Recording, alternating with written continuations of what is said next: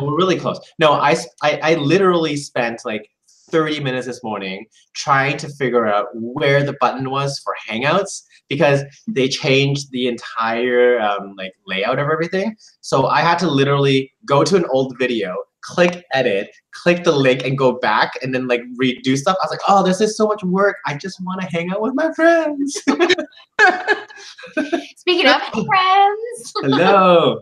Hello. Hey, everyone. Karen's over tonight. We had dinner. It's the end. Yeah, Amanda, are you even like you're coming here for the new year, right? I am. I want to say I'm there like the 29th. Okay.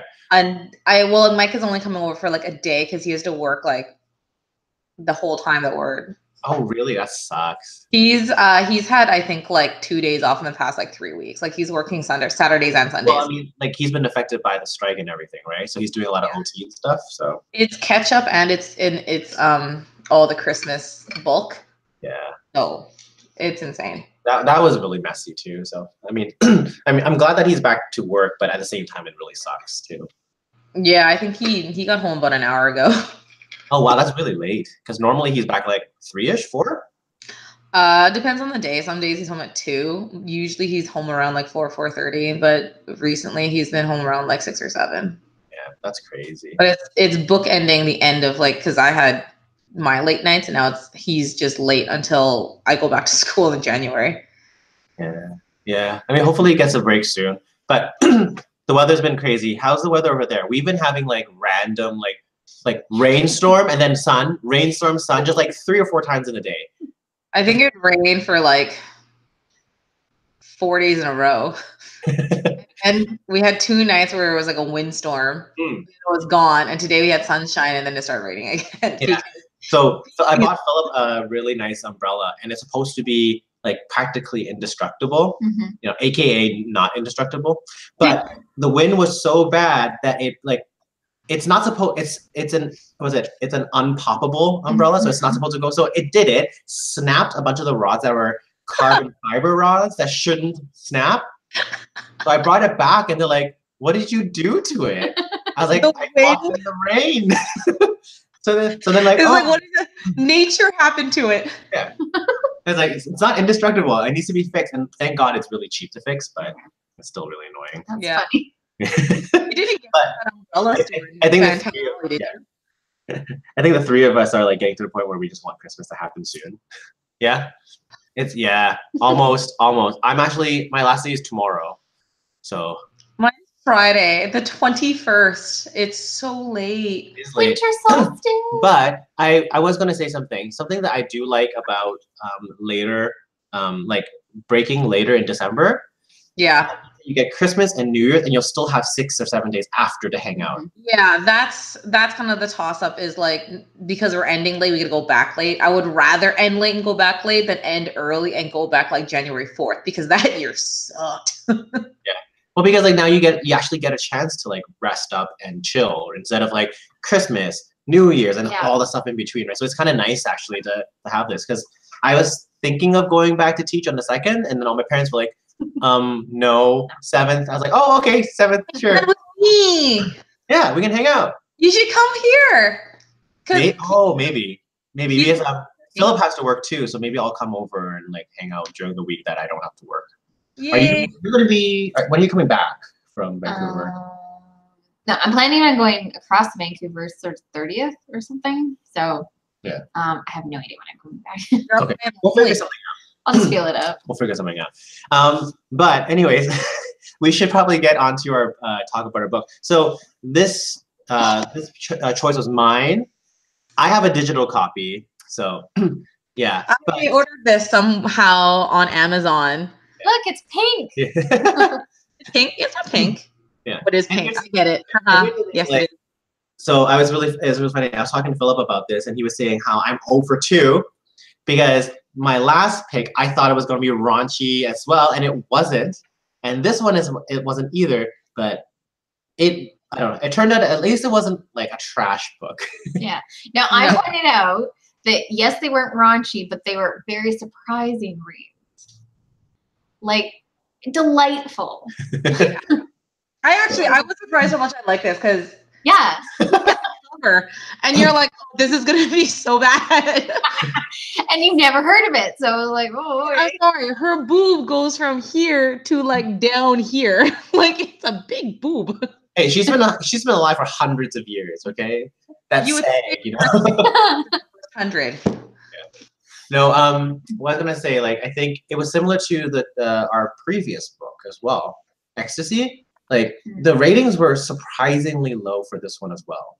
And I was like, oh, maybe it's because people were expecting like Twilight meets music, but but I don't know. That's the thing. It's really interesting. Yeah. Because I will give it a better rating than whatever the average rating is on Goodreads. But it's just interesting how so many people didn't like this book as much as just because like it's well researched. I didn't like the ending, spoilers, but like it was well researched and I enjoyed the two characters. They never got too much. Like, whoa. Yeah, I don't know. My thing popped off. It's all good. There's just two of you. It's fine. It's still working. It's all good. I was just like, whoa, what's going on? Oh, so I closed my email and it stopped. We can still see you. So I'm so confused. It made me log back in, but now I'm not in email. I'm just in Google. I'm so confused. It's I hate okay. that's what happened. No, it's okay. It's okay. You're still here, so you're fine. But yeah, so the reason why I chose this book was because I read the synopsis and it sounded like it was going to be raunchy. I'll give you one that's raunchy if you really want to. But then it wasn't. But like I said, I didn't mind it. It was really easy to read. It was like it moved really quickly. It's like same with our previous pick too. It's just like it was well written. It's just like it flowed really well, and you never like when she switched to a different character, I wanted her to switch back to the other ones because I wanted to know more. And it was like I said, I don't know. I messaged you guys on the group chat. It felt like a movie. Like it felt like a cinematic where like she zooms into the past, comes back out, zooms in, comes back out, and I'm like, oh, this is very like cinematic, almost very very quote unquote operatic even. So it was kind of fun, but yeah, I think it was perfect for December. I wouldn't have personally picked vampire book for December, but it worked, and I'm really glad that it was very kind of a light and fluffy read because I mean this time we were all a little bit brain dead. So I think it was good. I was pleasantly surprised with this. I was also really sad too because like if it was a bad read, I couldn't throw my iPad across the room. Right? Because I mean I think the only book I've done that is The Loser, where I've actually literally like just threw it across the room. See, I threw the Mambo Kings across the room. Amanda, have you thrown anything across the room? I threw all that we can. What was that? What was that really big? Did I say we have nothing? Yeah. Oh. Yeah. Oh, I'm sorry. There were chunks of it where I'm like, I just can't do this. Fair enough. So we've all had those like incidents. I like that it was 3 different books. It was, but then again, the 3 of them very different. The Loser was more so the one like, okay, I finished a page, I'm done. I'm gonna go read a Nora Roberts book to wipe that out. Yeah, it's true. Okay, but in terms of discussing this, I guess we could talk about like just overall characters, and then we'll go into characters and like the story, and then just the fact that it was just so interesting. Like Karen sent a bunch of links, and maybe I'll link this in the description below in this video about just like the history of like the castrato and all that stuff, and how this author did a lot of research considering this book like as a novel and stuff. It was really fun. I'll go first. I was also pleasantly surprised. There were parts of it that were like, ooh, skin on skin contact, ooh, sensual, and then bite, right? But what I really enjoyed about the characters was that they were believably centuries old. Like they weren't like, you know, like Bella and Edward, is that his name? Yeah. Like they weren't like, oh, we're 1,000 years old, but he was only 170 or whatever. He wasn't. But I mean, centuries. It got like these characters were like, oh, they understand that in order for them to live long, they have to like you know disappear, and they can't sing, even though she complains about it, right? She can't sing for a couple of decades and comes back, and they have to have this new persona, and like this whole relationship with like the society that she doesn't really like and he doesn't really like, but they understand it's necessary for them to survive. And there's a like she doesn't like it, but she understands why the society operates that way, and it allows her to do the things that she can do. So it's a necessary evil. So I like the fact that even though we dive into the fact that she doesn't like her situation, she's mature enough to understand that this is the best course for everyone, and including the people that are directly involved in her life right now, and even the people in the past and in the future and stuff. Also, Karen had mentioned this. This was a delightful duo. I liked both of them. They were so good. And I think it's because one of them was gay.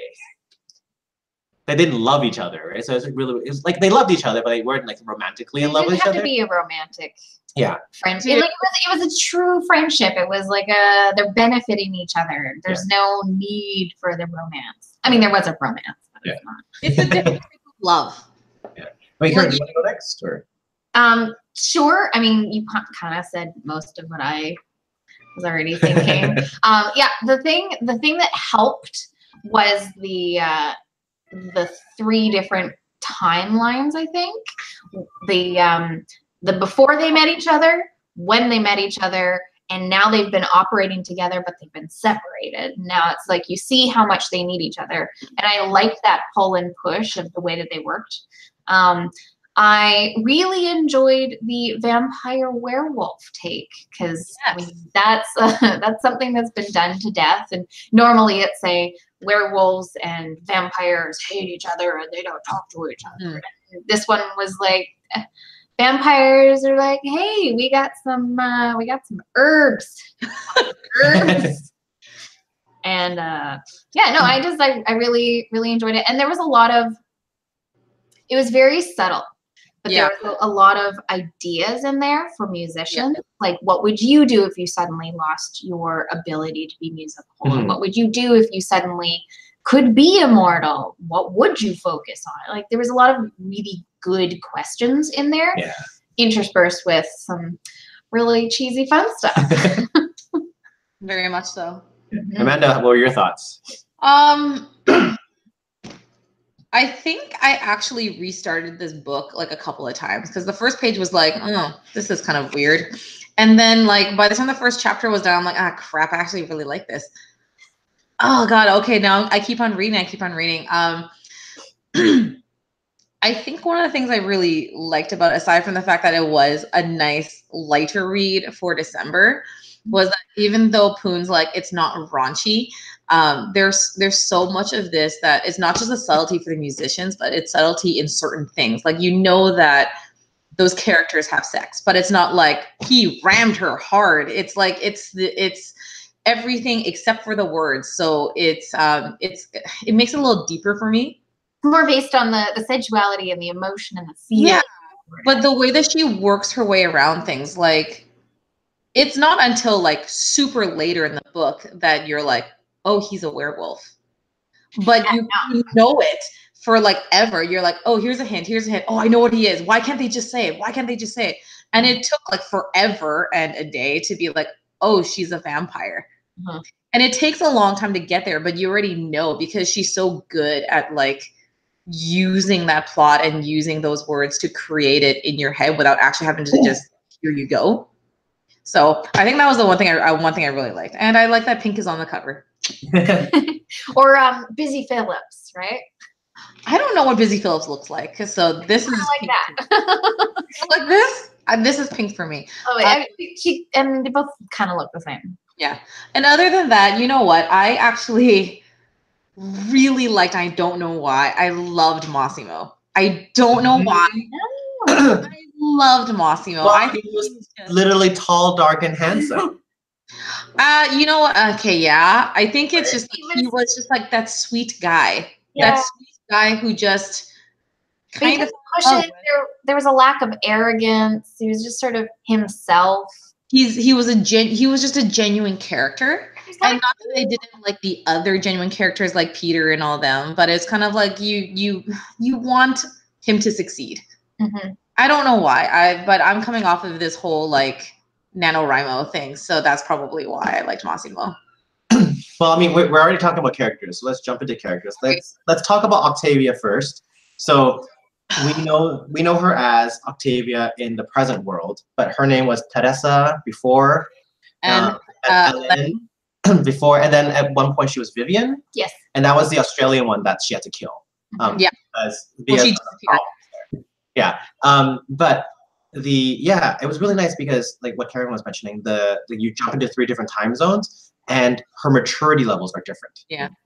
For all 4 of her characters, quote unquote, or personas, she's different because she goes from Teresa or Teresa, where she realizes, oh, I still look exactly the same 50 years from now, right? And I should disappear, to going to Vivian, where she's like, I really like this person that I've created, but I'm so sad that I have to let go of her, and I'm so upset. I'm so tired. I haven't sung for 25 years, and now I have to go back for 25 years. To Octavia, where she's like, you know what? I have Mozart's blood in me. I know exactly what he wants, but this is not what the audience wants. This is not what my conductor wants. This is not what this production wants. And I need to humble myself and allow them to lead me, because authenticity isn't about everything. Right? It's not everything. And that was really cool, like seeing her, like not just her personality change, but also the way that she looks at her music. Because before, like I think was it when she was Helen, there was one part where like someone was like, this certain person doesn't like always sings full voice, and she's like, well, how long? Like she was thinking, how long has her voice lasted, right? But she didn't say anything. Oh, right, because she was audacious about that when she was younger, but like now she's like, I'm not even going to mention it because I have my way of doing things. You have your way of doing things, and I was like, that's so cool, that maturity in the ship. That's why I could believe that she lived forever. It's also balancing the egos of singers. Yeah. We remember singers are just there's this little bubble of self-involvement, which is kind of, I mean, whatever, I get it, but it's humbling yourself. And I think seeing her in all those different stages really helped create a complex character that like super cool. I really liked her. Even when she was young and naive and foolish, she's a really cool person. Yeah. I kind of like that she's not just like that mindless vampire that's like, I need to eat this, I need to eat this. She's like, I don't want to kill people. There's got to be another way. Like it's more than just this thing that's driven by hunger. Like she actually has a personality, which is far more than many other like vampire related literature I've read before. Yeah. Like I didn't even read Twilight. I read 10 pages and I put it down and I just gave the book away. Yeah. Something that I also really enjoyed. We know that she's drop dead gorgeous. Yes. Right. It's bit like, but the thing is, she doesn't use it as a weapon. Or for her career. Yeah. She doesn't use it as like, I'm hot, give me this part. Yeah. Like we know she's hot. Like we know from the way that even she dresses herself in the current day, she's hot. Right? She wears stilettos and everything. Everyone thinks she's hot. But she never ever uses it as a way to advance her career at all. Yeah. And I was like, that is so different. I wonder if that's because Louise Marley looks like she's sort of a more, I mean, yes, for lack of a better term, a mature woman, right? So it's looking back on if you're 50 years old, but you look like a 20-year-old. Yeah, there you go. Then how would you behave? And one of those probably would be not using your sexuality and your looks as a way to get by, because you know you can back it up with actions. Yeah, because it was like subtle things, like the way that she treated people. Yeah. The way that she talked to people, even though she knew, like for example, there was that one point where I can't remember her name. Was it Brenda? I can't remember the one. Yeah, and one in New York. Yeah, and she was just, and then she was just like being all pouty because Octavia was being like a bitch, and she's like, and Octavia was like, I'm so sorry, I'm tired from my trip, and she's like, oh, you should drink some chamomile tea, and then Octavia was like, thank you so much, chamomile tea, like that's gonna help my voice, like in her mind, but she didn't act on it, right? But even her descriptions, like she's described in what she wears, she's like, oh, she's wearing sweater and slacks. She's wearing like a zippered up jacket and like a nice long skirt. Like it's never like, oh, she wore this plunging V-neck. Well, like she also says like how like when she's doing rehearsals, right? She's wearing understated things because it's not always about her. Yeah, exactly. And I was like, this is so cool. Yeah. The other thing is she's supposed to look 17, so she's trying to look more mature so she can get the mature part. So if she dresses more dowdy, then they're going to be like, oh yes, you're definitely 30. Yeah, because like she says that like when she was younger, she was like the little saporito, yeah, something like that. So she did all of the young roles already when she was younger. And now she's like she wants to do the like the countess. Yeah, she wants to do those ones because those are more fun for her because they have more depth. Yeah, than just and they probably match her voice a lot better because the sopraninos, if you just think about the parts are just high and fluty and like airy fairy, and you want those meteor, those dense contralto parts, not contralto, contra soprano, mezzo soprano, that's the word. There you go. The mezzo soprano parts where they are the mature woman. Yeah, that's what she identifies with. So, and it also makes sense, like if you're doing the exact same roles for hundreds of years and you have the ability to understand how other roles work.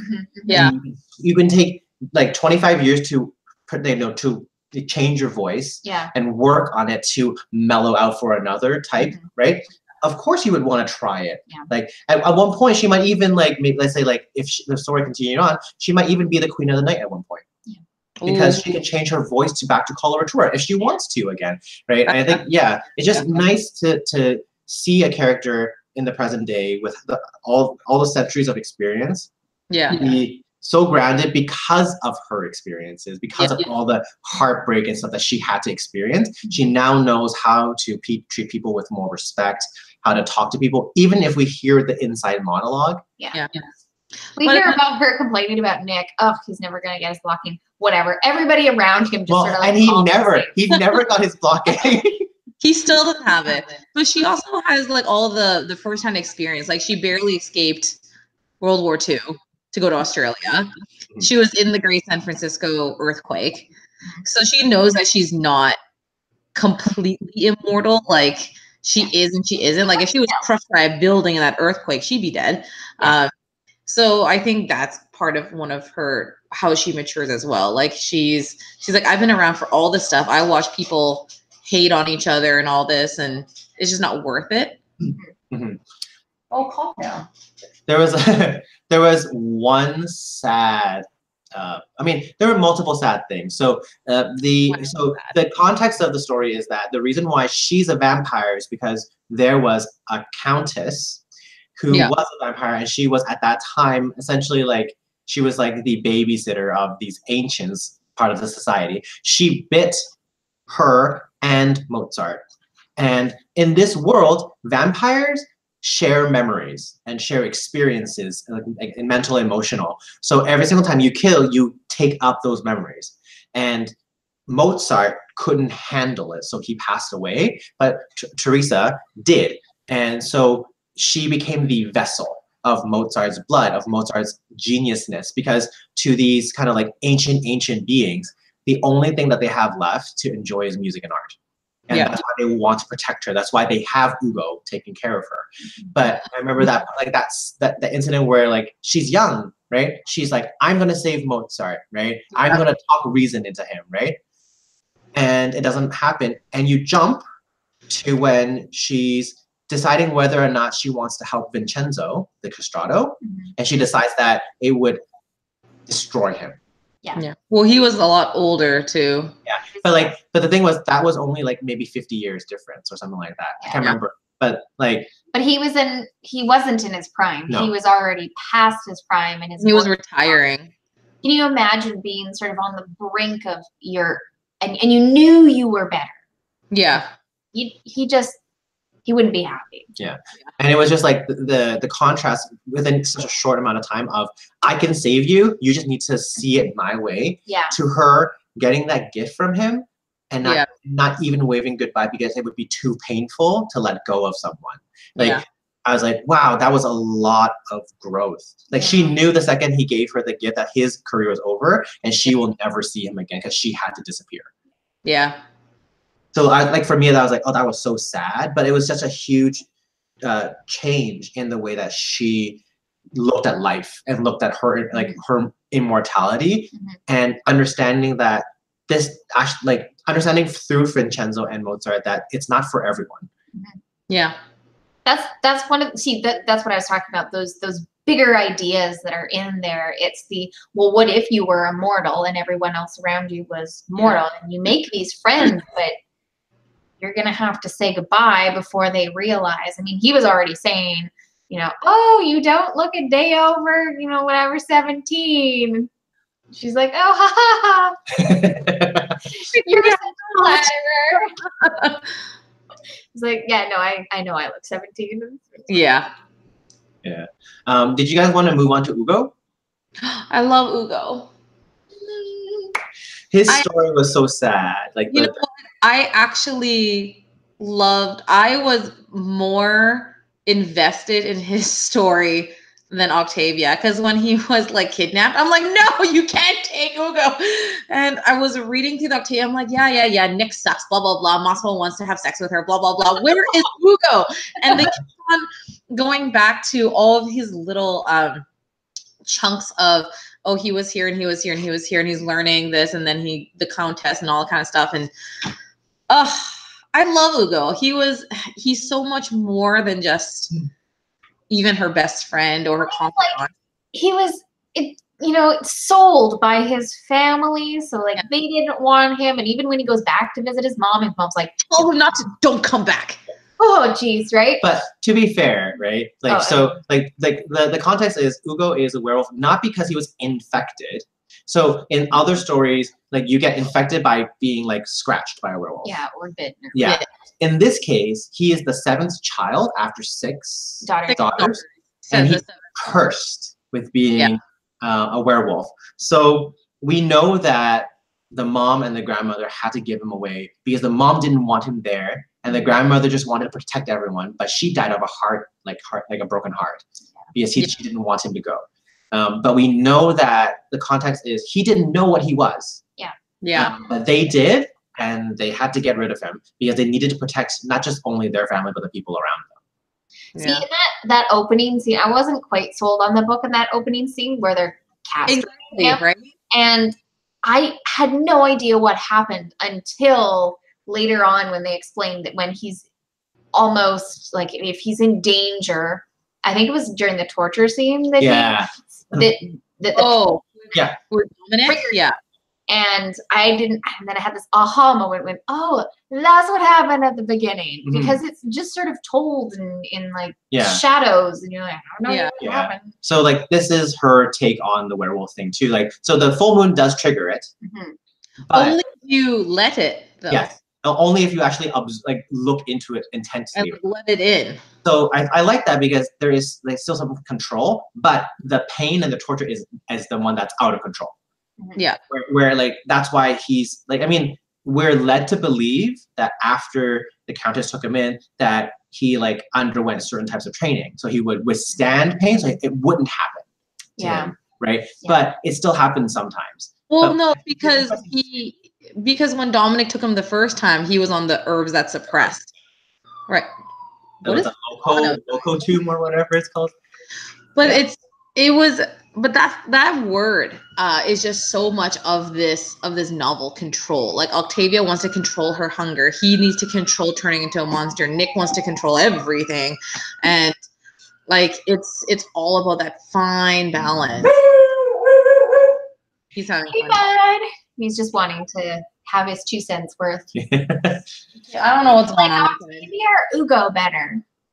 I love Ugo. I actually like Ugo so much more. I don't know why. I love him. I was like, I really enjoyed the description of his education in music. Yes. Like, I mean, like even from like for the young age, like he had like his friend was it called Marco? No. Maro? Like Moro? right? like the guy that stood up for him, and then he realized that he had feelings for him, but he was too young to understand what those were, right? And then going through the fact that like he became like he had a really good voice, he had what it took, and his friend just disappeared one day, to the fact that his werewolfness healed him, so that he actually never had the castration actually fully done, and he just had all of his dreams dashed. Yeah. Well, and he was shy, right? He never showered for some reason. He never clued into the fact that, I mean, the boys are wandering around, you know, flashing their genitals at each other, and he's just, he doesn't say any, he doesn't think in his head, oh, it looks different than me. Well, I think he was like super gun shy because they're like, hey, pants up, like.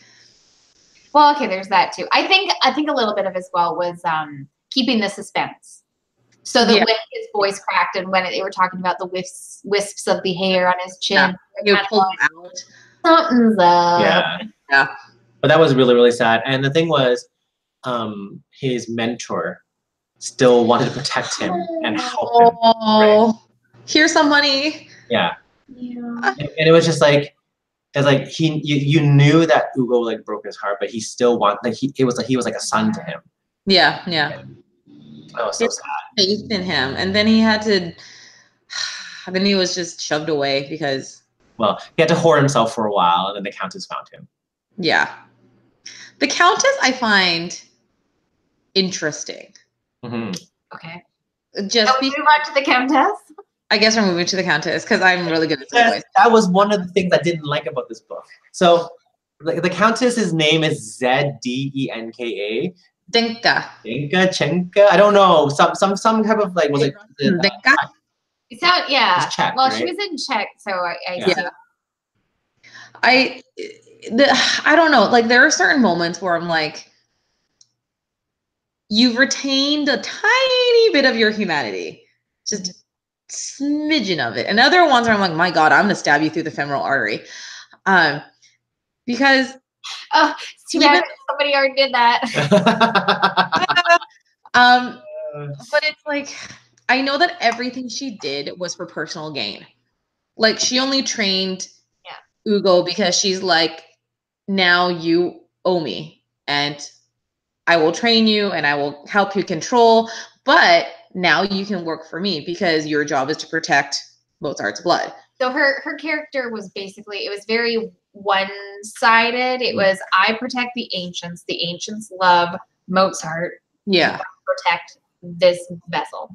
And that was the only, she's basically the babysitter to the elders. That's because we're led to believe that she's not as old as the ancients, but she's quite old.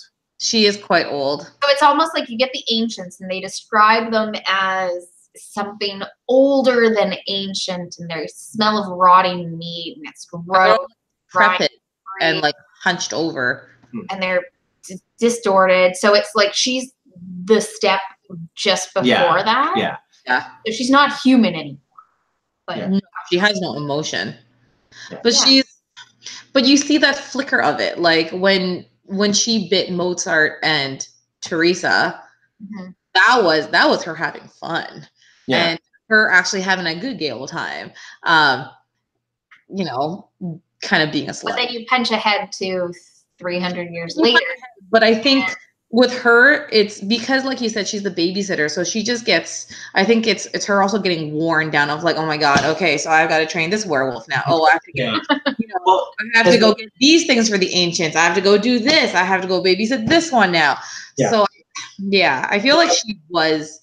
In Mozart's time, she probably had some more fun. But then later, with her job entirely being, we need to protect Octavia because she's the last living vessel for his blood. Yeah, and the vessels kind of, or not the vessels, the ancients basically were just like, so concerts, bring us me. And I mean, she even talked about how, you know, you lose, like, food and sex are great and all, but eventually they kind of just whatever out. The only thing that's really eternal is music. Yeah. So like I get it when you become jaded, you just don't like it more. Yeah. Yeah. And that was interesting too, because like I said, the take on a different take on being a vampire, it's not a stake through the heart. You can kill them by just bleeding them out. Yeah. I like this vampire better. Sorry? I like Louise Marley's take on this vampire better than the stuff that we already know. Yeah, so they're not immortal. They're not super strong, super fast. Or sorry, they're not super strong, super fast. They don't hear better. They don't whatever. They're just humans that live forever.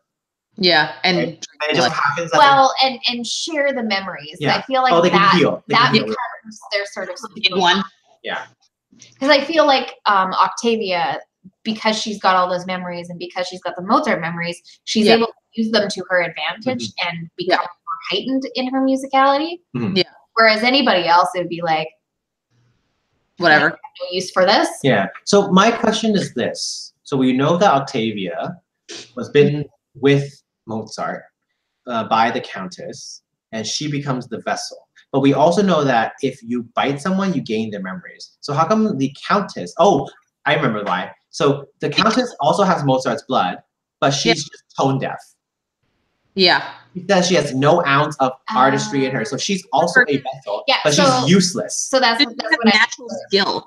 Yeah. Yeah. So that's kind of why it almost makes you wonder if she was given the order, or maybe this was said and I missed it, if she was given the order to bite Mozart. Oh, maybe, yeah.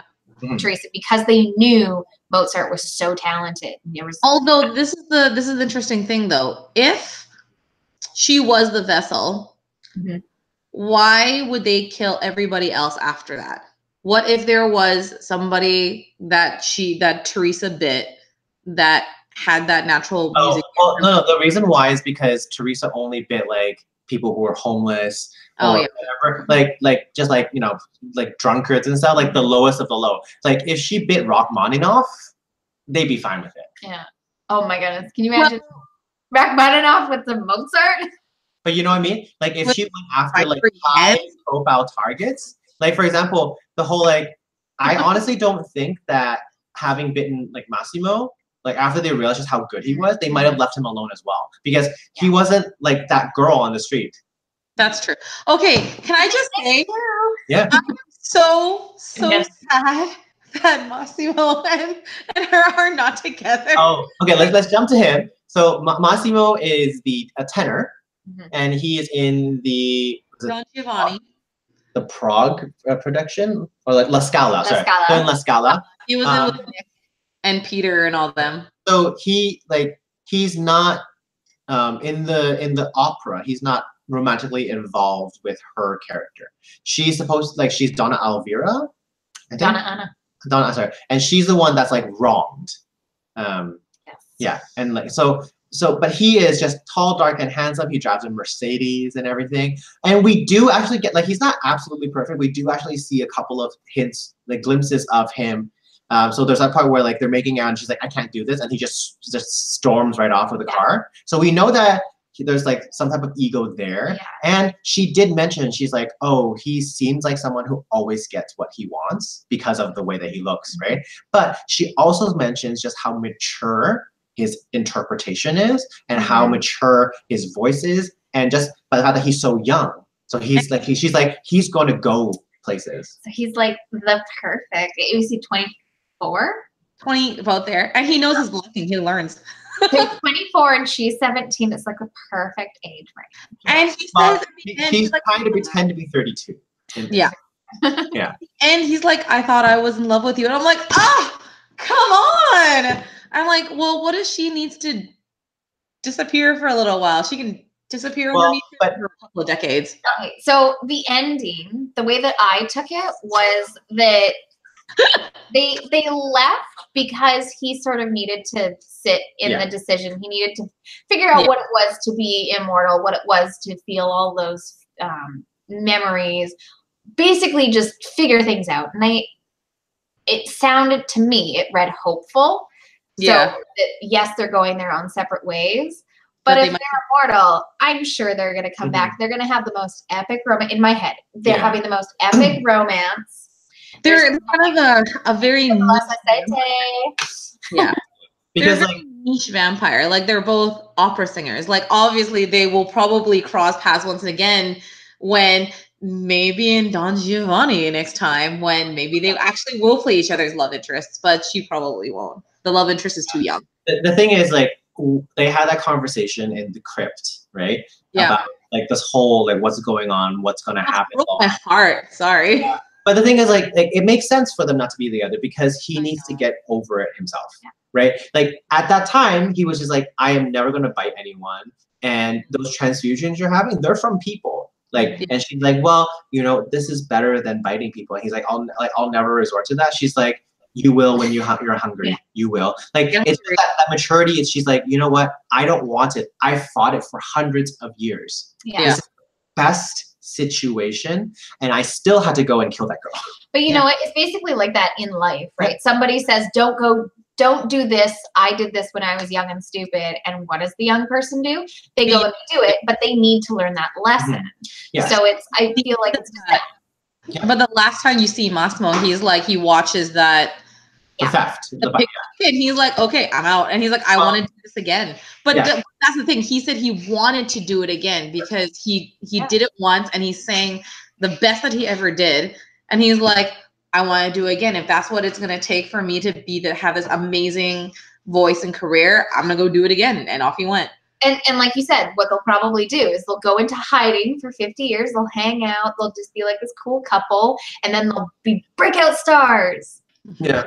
Be cool. And at the very end, like you mentioned that part, I think that's how he comes to terms with drinking the blood. He's like, he's gonna target bad people.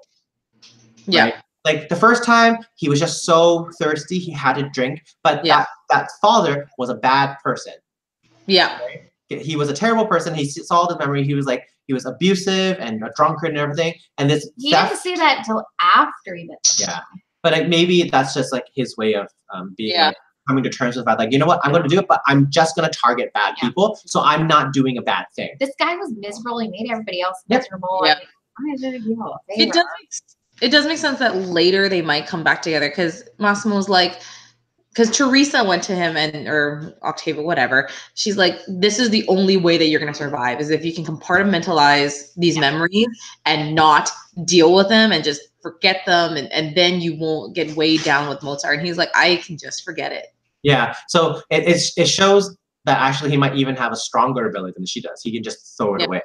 Right. I don't know. At one point, like at one point, like they will be part of the same society. Like, he's going to survive. They're not going to let him expose them. Yeah. Right. At one point, the compound. Yeah.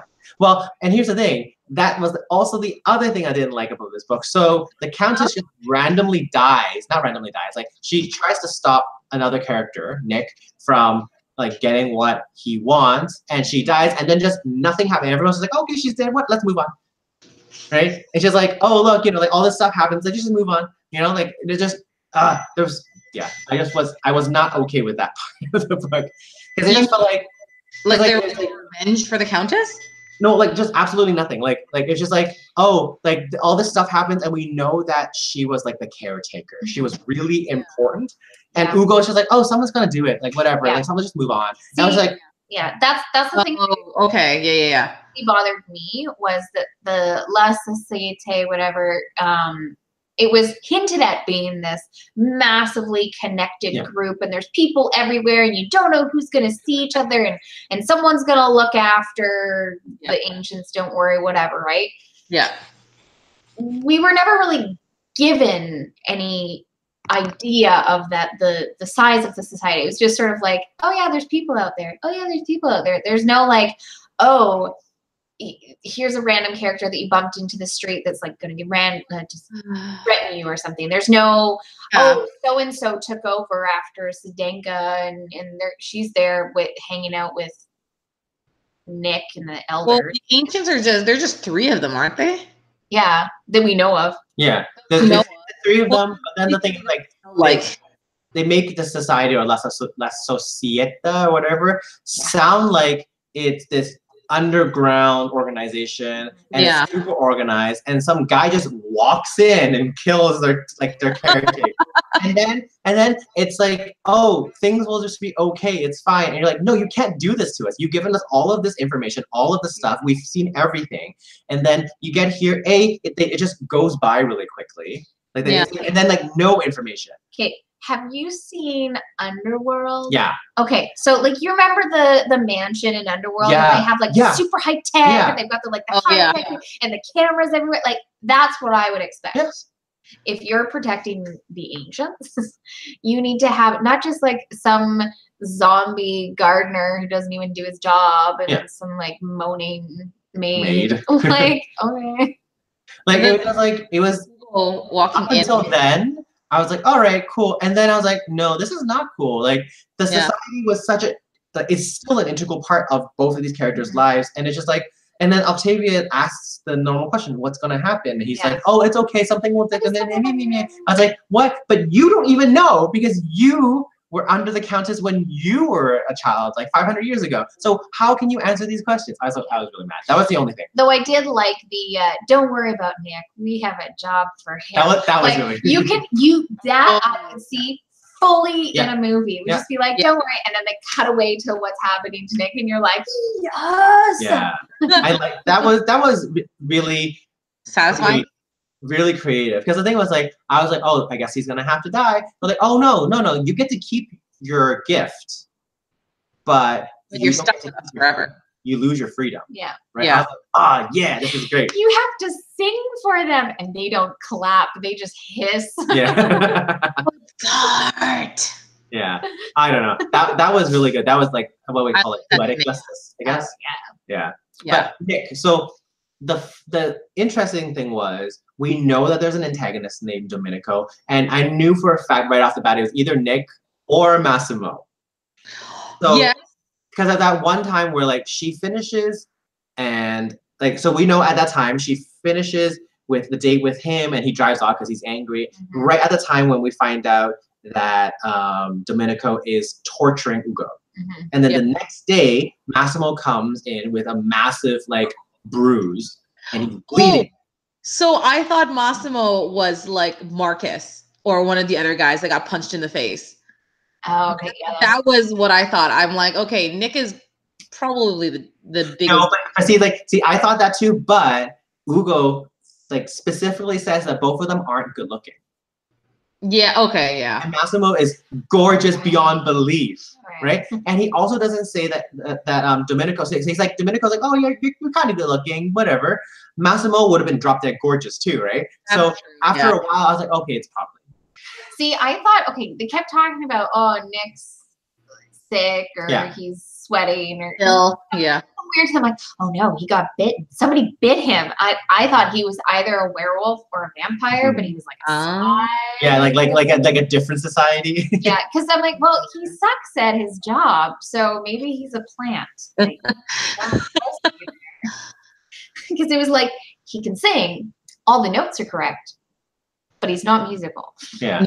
Maybe that's a commentary, just like the fact that just anybody could get a degree now. Oh my God. No, okay, so that's the other thing. So this random guy like Nick, like for all we know, he's not rich, he's not intelligent, he doesn't have anything, but somehow he can infiltrate the entire society just by following a stupid singer who doesn't know how to cover her fucking tracks. That was also very odd, because it's like, okay, she's centuries old. You would have think that she would be a lot better, and here she was going like, oh, I know how to go cross country and not get followed. And Nick's just like, well, that was really easy. Like, it's just like, so first of all, where does his mastermind come from? Like, there's no background on this character, so I mean, whatever, he's an antagonist. He was sort of just the antagonist to be an antagonist. There was his only motivation was, well, I'm handsome. Yeah, I like the me that I am right now. I want to be this for all the time. Yeah. He mostly just strode in and be like, I have the diary. Yeah. Bite me. Yeah. And also my other thing is like the kind of like contradiction. Like, so he's like, I don't want to resort to violence at all. So I don't want to be a part of this torture. I don't like this, whatever. If I have to, I'll do it. But then at the end of the run, she's like grabbing her and ripping her hair off and be like, "Ah, yeah, punch!" Like, her, like karate chop, like, you're coming with me, and then you're like, but you don't like this stuff. And then at one point, like he's like, I don't like violence, but I know how to fence. And then he almost took out what's his face on stage. Yeah, right. Like it's just like, okay, so apparently you are a liar too. You love violence. You love it so much. Yeah. I think a desperate man will do almost anything. That is true. He was, because remember by the end, he's like, I am that close. Like, I have you. Here's my neck. Take it. I'm gonna beat you if you don't bite me. So it's true. Desperate means calls for desperate. But I wish I knew a little bit more. Like he had 2 henchmen. I was like, oh, he must be like really rich, like Bruce Wayne. No information whatsoever. We have no idea how he just got that money to fly to wherever she went. But they're dead. Sure, he's rich. Yeah. He just had that attitude. Or he has a sugar mama. Yeah. I just love the fact that like the entire time, like he was like kind of like the clown. Like everyone just made fun of him. He's like, oh, he's singing full voice. Okay. Fun of every show. And like it's like he doesn't know where he's walking to. Okay. He's like he has no idea. Like he's just yelling in my face. He's not really singing. Okay. And inside, and in private, he's like, "I will capture you, so that you can bite me." Yeah. But and also, that one scene where like the whole thing about what the society happens, and she goes back to finish the run because apparently that's normal. She's not in shock. Like she's like her whole world just like collapsed with this person dying. And she's like, I guess I'll just go back and sing. And then he's there, and then her first reaction is like, well, I guess I'll sing anyways. I know. Right? Like, and it wasn't even the last show. She still had to do a bunch of shows. Like every single time she's there, it wasn't like, oh, stranger danger, stranger danger. No, okay. Oh, Ugo's not here, but Ugo will protect me. But perhaps in her mind, she's like, he won't try anything in front of everybody. I think that was more of it, but it's kind of like it. But it was true. It's strange when she's like, oh, there he is. Okay, time to get into my dressing room. Pretty much. So he's trying to kill you. Like that's the ending was just like I think up until that point you're like, oh, this is a really good book, and then you're like, oh, what a disappointing ending. I wanted so much more. See, I don't know. I really liked the ending. I'm just gonna say that. I mean, like that one thing, like them going to like not Houston. Where were they going? Houston. Yeah. She was going to Houston. Yeah, she was going to Houston, and then we know that Nick is like trapped forever in the compound, right? And we know that Massimo and like her might come back together. Like it's okay. It's not like a Deus ex machina type of ending, but it also wasn't like a happily ever after ending. So I was like, okay, this is kind of nice. I just didn't like that one part in the society and like the. The one thing it just took 300. Get there. Yeah. Oh, also the other thing. So Nick is really bad at what he does. Like he's a really bad singer, right? So I'm sure his understudy would have been way better than him. No, he's not a bad singer. He can sing everything accurately. He is not musical. Right. According to Ross. Come on, we all know people like that. That's true. But still, like you think that at one point when he was gonna like maybe like run one of the opera singers through with an actual knife on the stage, that they would have been like, all right, you're out. Yeah, at what point when he doesn't get his blocking, do they sit him down and go, look, you need to do this or you're fired? Yeah, like we'll put the understudy. This is La Scala. We have Octavia Voss here. Like, and the thing is, like, they like Massimo's not there, and he was the best choice for his role. Yeah. Like, they had the understudy. Just pick the other. Like, at one point, I was like, all right, this is not believable anymore. It was okay. So some of the things that we don't like were sort of the coincidences, the things that just felt forced, that they had to happen so that there was some sort of conflict. Well, it was just like who was it? Russell, the poor director, who's like, he doesn't have his blocking. We're not moving past this scene. Yeah. He can't sing this. We're not moving past this scene.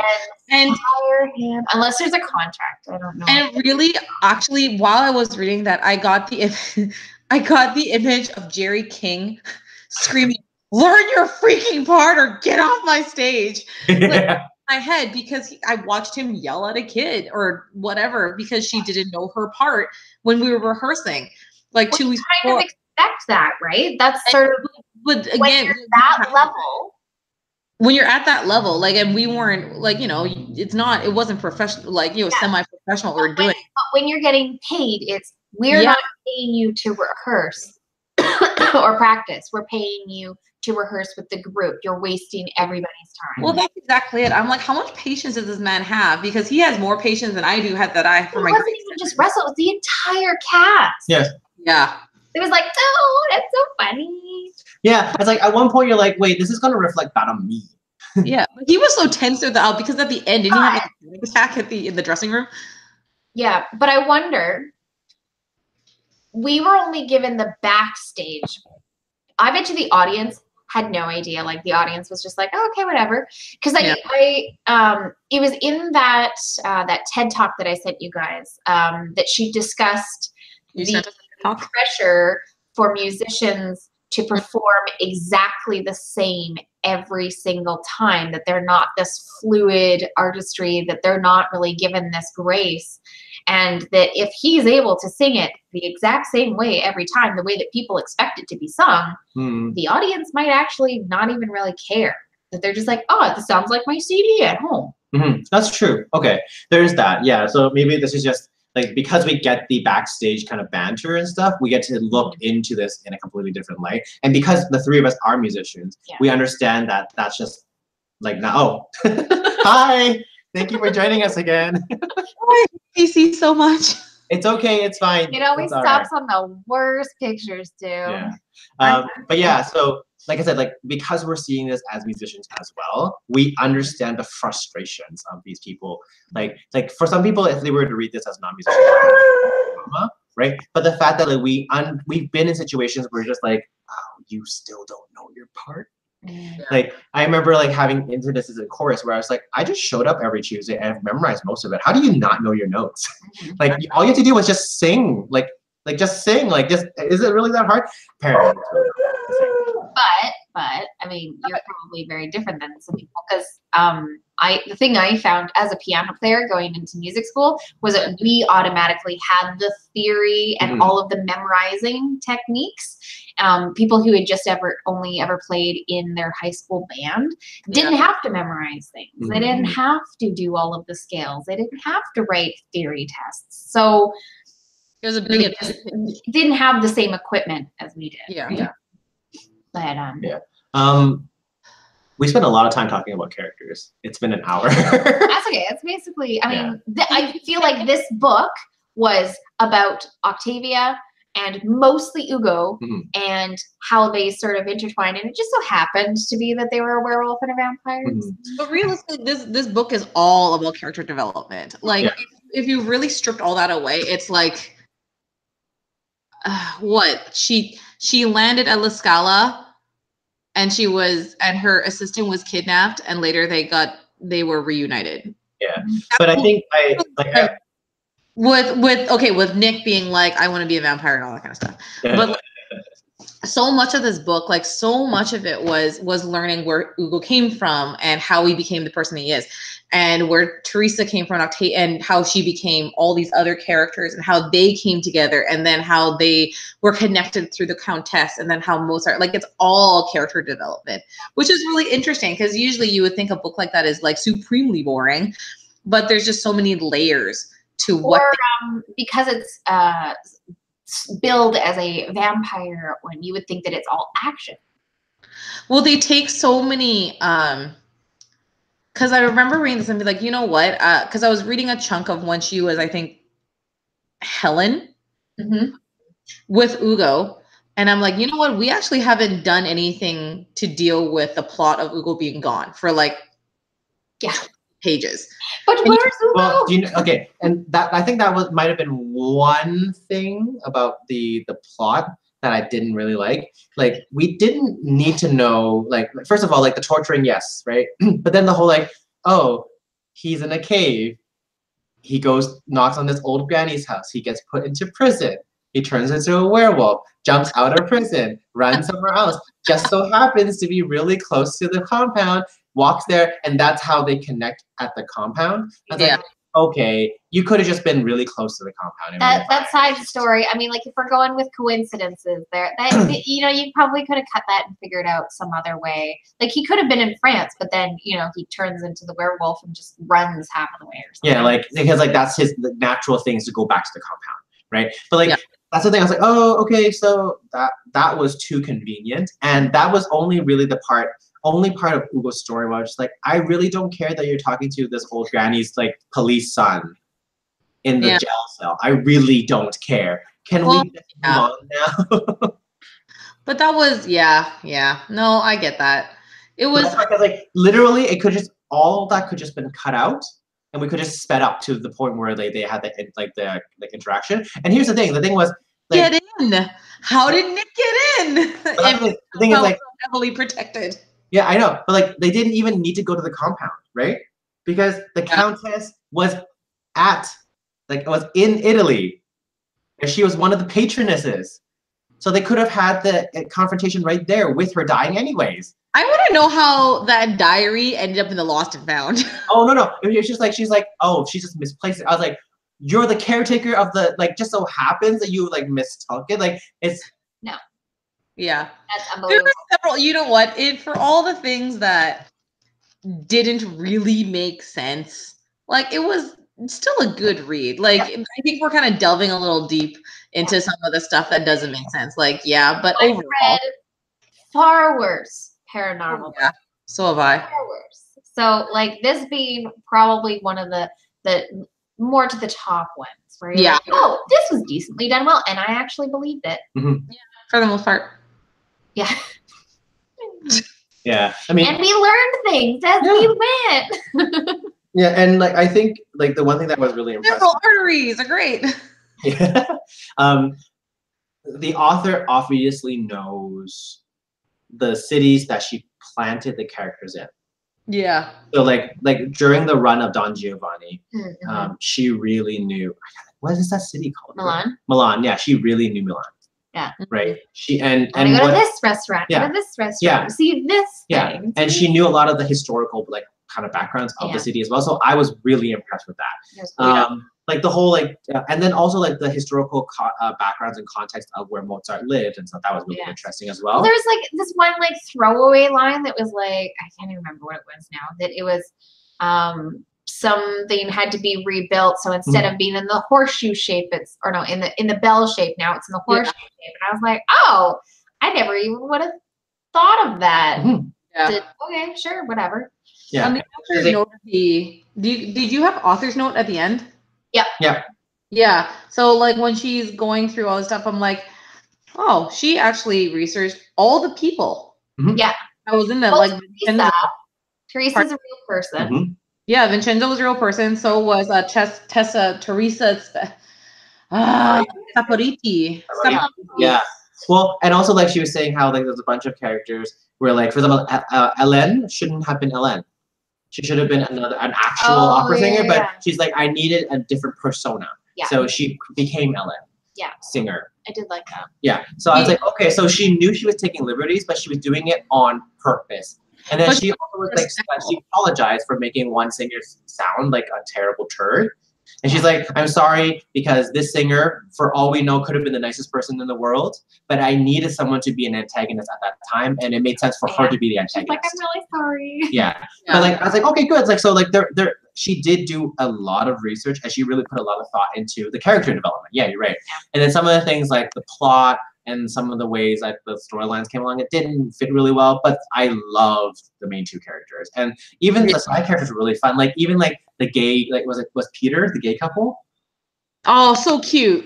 He was like he was like the foster. So cute.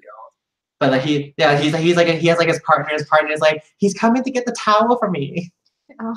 It was so cute, and it's like Octavia over here, we have a table for you, right? And it was just like, I was like, oh, this is so sweet, right? And even the part where like when Massimo and Brenda were singing, and Octavia was like, I should be jealous, but this is really beautiful, right? Yeah. Like, I don't know. It was nice. It wasn't heavy, which was really nice. Yeah, that was good. None of this loser reading it this time of year. I like that we read it at this time of the year. But it was a nice read for this time, because I'll fully admit I did not start reading this until like I didn't start this until last Thursday. Yeah, no, I started it maybe end of November. I got sick. I got sick in November, so I didn't start it. I started it, but it was on my iPad, so I wasn't used to reading it. So I was like, oh, I guess I'll just read this book and this book, and oh, I should read this book now. Yeah, so you read a bunch of other ones. Yeah, this was the first time that I've actually read 2 books at the same time. But I think it's because the mediums are different. Yes. That it made it easier. But so that's what I usually do. I usually read 3, but there's 1 physical, 1 on my Kindle, and 1 is audio. So it's. Oh, really? I read 3 as in 1 children's, because I have so many to do for library. 1 children's, usually 1 adult, and then 1 like fluffy something. Although I've read a lot of fluff the past. A lot of you have seen my Goodreads. It's a hardcore fluff. Yeah. It's a little. Ooh, I got a book to show you after also. Okay. Speaking of which, it's Amanda's pick. It is. So, will we be meeting in February, like every 2 months still? Yeah. Okay. So, it's your pick. Have you chosen? I know you were kind of tossing around 2. It really depends on you two, because I could do either or. I mean, I wouldn't mind something with penetration. You know? I wouldn't mind. I mean, who would? Really? I mean, here's the thing. I am over 2 for this, so I wouldn't mind actually reading something. Okay. Where it's like I should really have it on my iPad. Not just one smack. That's really what okay. If we're gonna do that one, then okay. If you want that for your next pick. Pardon? Save your other one for the next pick. Because I'm thinking for my pick, I kind of want to do Louise Marley's other book. Brahms Deception? Yeah. Yeah. Yeah, I just looked that one up too. So you want the second one I talked about? Yeah, do it. Let's do it. Okay. Well, read it's fine. Okay, so what's the title? Who wrote it? No, I'm gonna do this one. It's called crap. What is it called? It's called Play. It's the second one in the series. It's better than the first. Okay. You've read the first? Yeah. Huh? You've read the first one? The first one's called Lick. Okay. And isn't it like a guitar lick, a theme? It's like a guitar lick. It is. Sorry, I have to go to Goodreads and find this. That's fine. We're waiting for the summary. We're just waiting. Bated breath. Where is it? Where is it? Where is it? Where is it? Where is it? On the second page. I can't wait to put this on hold at the library. All right. It's called Play. Yes. And it is the second book in a set of 4 about 4 members of a band. They are a rock group. And the author's name is Kylie Scott. And it goes, Mal Erickson, drummer for the world-famous rock band Stage Dive, needs to clean up his image fast, at least for a little while, having a good girl on his arm to do the job just fine. Mal doesn't plan on this temporary fix becoming permanent, but he didn't count on finding the one right girl.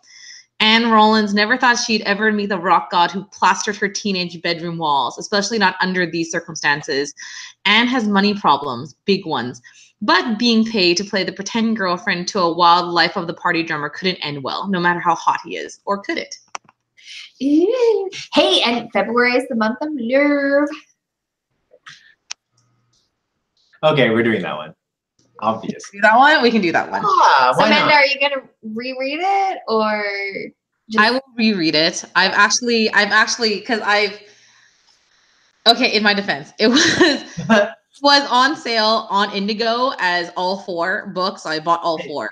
We don't book shame. You don't have to. We don't book shame. Okay. I've actually, you know what? I will reread it because I've actually just lent out my set of them to one of my friends that she's going to read over Christmas break. Nice. Ooh, that's a good read. It's under my guilty pleasures. Nice. I have a bookshelf for it. Certain books. Okay, so that will be our next one. Now, okay, I will warn you that the cover of this book doesn't look anatomically correct. Wait, You mean kind of like the Louise Marley one where her boob is like... Okay, so let's see if I can screen share it. Here we go. Screen share. Okay. Got it? All right. So it looks like this. But this, I don't understand part of his body. Like I don't know how. No, so that's the lower back. Okay, so the thing is, this here, I've had this conversation. Is this his gut? Is this his stomach? Like, those are ribs. Those are ribs. Yeah, but then how does his butt go all the way up? I'm going to show you how to do that. It's possible. You just have to have a guy who has a really big butt. Apparently he does. So that was that is the cover for. Okay, it's fine. I'm gonna get it on my iPad. Play. Okay. So the 4 books are called Lick, Play, Lead, and then Deep. All right. So he's a drummer. So Lick is the lead guitarist, Play is the drummer, Lead is the lead singer, who's also he's the brother of the lead guitarist, and then Deep is the bassist. Of course. Is the bassist also well hung? Well, are they all well hung? Is that the whole point? They're all well hung. They all have surprisingly all above average. None of them are average. Every one of them is like, every girl is like, I had to adjust to his size. It's always that. You're like, it really is. And it's like instant orgasm as soon as they get in there. So it's, it's very real. It's what it's supposed to be. It's supposed to like let you like get off. This is what food wants, guys. Okay, I'm excited for this because this was my intention for my last 2 book choices. So we finally get it. All I need, apparently, I can't be sophisticated. I just had to look for rock band porn. I can't wait. I really can't. And I'll be honest, once you read this one, Goodreads recommends you a whole lot more after it. Yay! Literally getting ones listed to me. There are more rock band ones like this. I already have a music and fantasy one for my pick for next. So I have 2 actually. I have 2. One for Harry Pratchett and another one for the next one. Ooh. After we have something already? Well, the Brahms Deception. Oh yeah. Because I read that there was time travel, and I was like, oh no, I hate time travel. Okay, don't read the summary until when we meet again, so that way we can all laugh at it. The Brahms Deception one? Yeah. Time travel. If it's a romantic time travel, I'm done. I don't think so, because it's mentioned something about Brahms and Clara Schumann. Oh, okay. Secret little love affair. But I don't really know. And then there was some sort of time travel thing, and I just read time travel, and I was like, okay, I'm done. I'm sold. I'm in.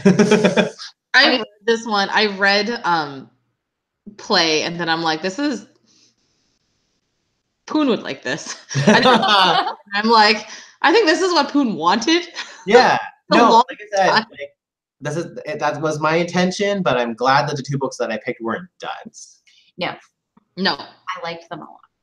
There is, I will say there is somewhat of a plot line in this. It's not just meaningless. Well, I mean, we're hoping so. Right. It's always great when there's a surprising plot line. You're like, oh my goodness, there's a story. Oh my god, there's character development. And you do not have to read the first one to read the second one. I mean, that's my difference between like a 3-star romance and a 4-star. 4-star is, wow, they tried. 3-star is like, whatever, there was sex. Although, okay, when we go off, I got a book to show you because I think it's the funniest thing. Okay, well, we should probably sign off. Yeah. All right, it's way past 9. Thank you guys so much for coming to like watch us and stuff. We will be back in February. I'll post a date sometime in February. And I'll post also Play, right? Play by Kylie Scott. All right, so that's our next book pick. Thank you guys for watching. I'll see you guys later. Good night. Good night. Bye.